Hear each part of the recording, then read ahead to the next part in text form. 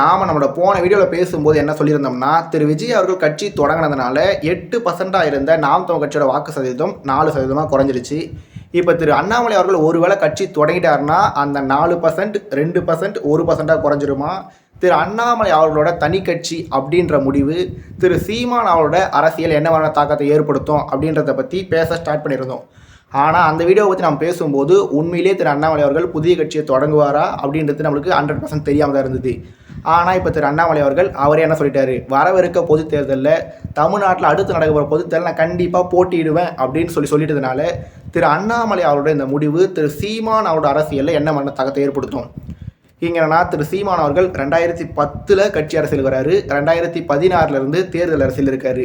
2016, 2019, 2021, 2024 கடைசியாக நடந்த 2026 தமிழ்நாடு சட்டமன்ற தேர்தல்னு சொல்லி எந்த தேர்தலாக இருந்தாலும் திரு சீமான் அவர்கள் தனித்து போட்டிடுவேன் அப்படின்னு சொல்லி தொடர்ந்து தனித்து போட்டிடுறாரு. ஒவ்வொரு தேர்தலையும் தனித்து போட்டிடுறாருன்னு சொல்லி வெற்றியாக இருந்தாலும் தோல்வியாக இருந்தாலும் வெறுமனே தோல்வியாக மட்டுமே இருந்தாலும் திரு சீமான் அவர்கள் தனித்து போட்டிடுவேன், எல்லா தேர்தலையும் போட்டிடுவேன்னு சொல்லி போட்டிட்டு தான் வந்திருக்காரு.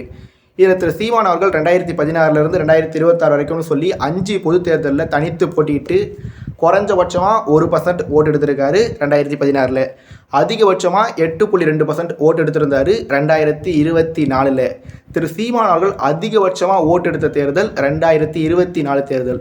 அந்த தேர்தலில் திரு அண்ணாமலை அவர்களோட தலைமையில் பாஜக 11% ஓட்டு எடுத்திருந்தாங்க. திரு அண்ணாமலை அவர்கள் தமிழ்நாட்டு பாஜகவோட சர்வ வல்லமை படைத்த தலைவராக இருக்கும்போது தான் திரு சீமான் அவர்கள் தன்னோட கரியர் பெஸ்ட் பர்ஃபார்மன்ஸான 8.2% ஓட்டை எடுத்திருந்தார்.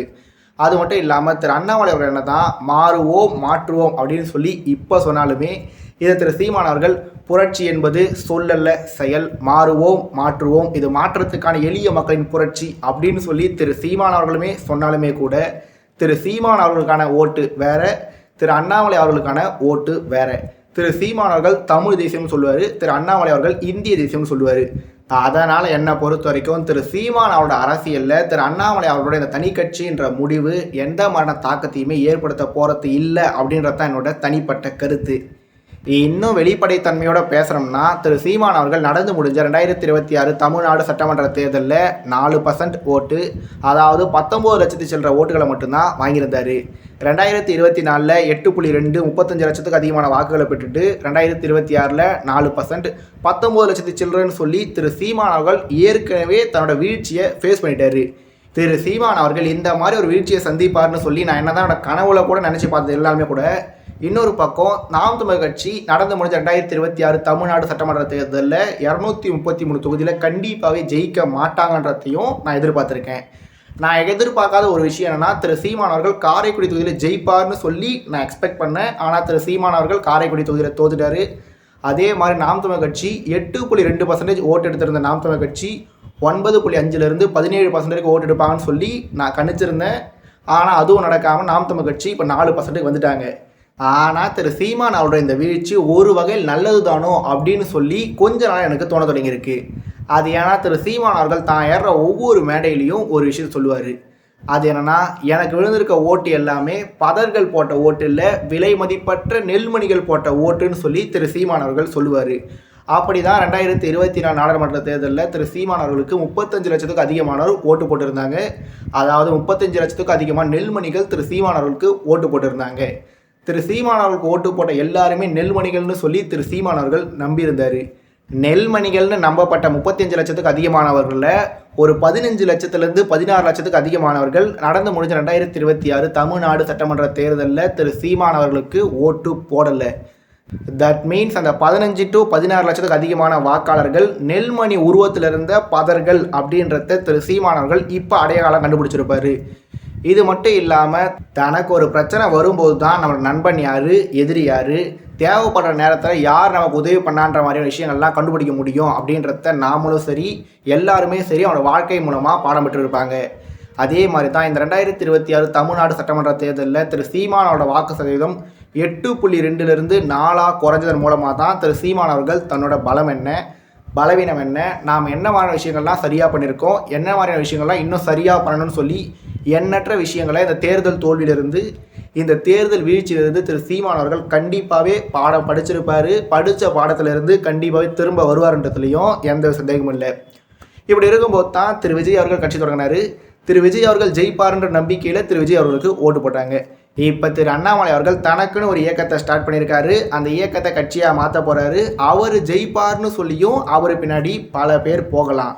ஆனால் நானும் சரி பல பேரும் சொல்லி ஏற்கனவே பல முறை சொன்ன மாதிரி ஜெயிக்கிற கட்சிக்கு பின்னாடியும் சரி ஜெயிக்கிறவங்களுக்கு பின்னாடியும் சரி யார் வேணால் போகலாம்.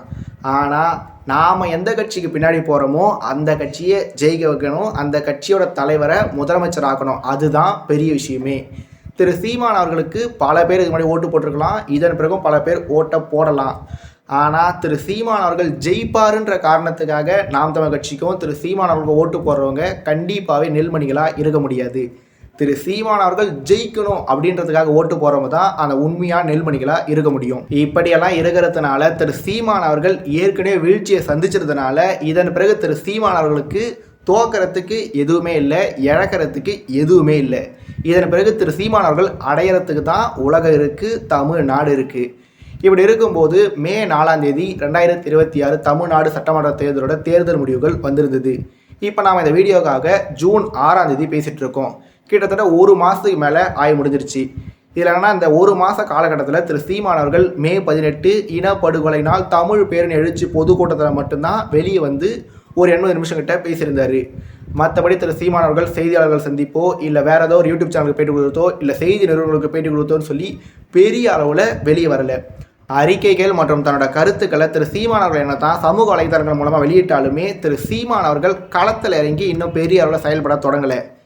இங்கே என்னென்னா கடந்த ஒரு வருஷத்தில் திரு சீமான் அவர்கள் கடலம்மா மாநாடு, மலைகளின் மாநாடு, மரங்களின் மாநாடு, ஆடு மாடு மாநாடு, அந்த பொதுக்கூட்டம் இந்த பொதுக்கூட்டம், காலையில் வீட்டை விட்டு வெளியே வரும்போது ஒரு செய்தியாளர் சந்திப்பு, திரும்ப வீட்டுக்குள்ளே போகும்போது ஒரு செய்தியாளர் சந்திப்புன்னு சொல்லி திரு சீமான் அவர்கள் அட்லீஸ்ட் ஒரு நாளைக்கு ஒரு தடவை, அப்படி இல்லைனா அட்லீஸ்ட் 2 நாளைக்கு ஒரு தடவை, அப்படி இல்லைனா அட்லீஸ்ட் ஒரு வாரத்துக்கு ஒரு தடவை சொல்லி ஏதாவது ஒரு மேடையிலையோ இல்லை ஏதாவது ஒரு நிகழ்ச்சியிலையோ இல்லை ஏதாவது ஒரு செய்தியாளர் சந்திப்பிலையோன்னு சொல்லி திரு சீமானோட குரல் கண்டிப்பாக கேட்டுகிட்டே இருந்திருக்கு. அப்படி இருந்துட்டு கடந்த ஒரு மாதத்தில் திரு சீமான் அவர்கள் அமைதியாக போய் ஒரே ஒரு பொதுக்கூட்டத்தில் மட்டும்தான் பேசியிருந்தார். மற்றபடி திரு சீமானோட குரல் பெரிய அளவில் இந்த ஒரு மாதத்தில் வெளியே கேட்கப்படலை. திரு சீமான் அவரோட பேச்சை தொடர்ந்து கேட்டுகிட்டே வந்துட்டு இப்போ திரு சீமான் அவர்கள் பேசாமல் இருக்கிறத பார்க்கும்போது ஒரு மாதிரி புதுவிதமான உணர்வாக தான் இருக்குது. ஆனால் புலி பதுங்கிறதுக்காக பாயறதுக்குன்னு சொல்லி நம்ம எல்லாருக்குமே தெரியும். திரு சீமான் அவர்கள் கடந்த ஒரு மாத காலகட்டத்தில் என்னதான் அமைதியாக இருந்திருந்தாலுமே அவரோட அமைதி வெறுமனே அமைதி மட்டும் இல்லை. உண்மையிலே தமிழ்நாட்டு மக்களில் பல பேர் திரு சீமான் அவர்கள் பேசும்போது அவரோட பேச்சை பெருசாக கண்டுக்காமல் இருந்திருக்கலாம். ஆனால் இந்த ஒரு மாதத்தில் அவர் அமைதியாக இருக்கிறத பார்க்கும்போது தமிழ்நாட்டு மக்கள் பல பிரச்சனைகளை ஃபேஸ் பண்ணும்போது திரு சீமான் அவர்கள் வெளியே வந்து பேசாமல் இருக்கும்போது தான் திரு சீமானோட வேல்யூ உண்மையிலேயே தமிழ்நாட்டு மக்களில் பல பேருக்கு தெரிய வந்திருக்குன்னு சொல்லி நான் நம்புகிறேன்.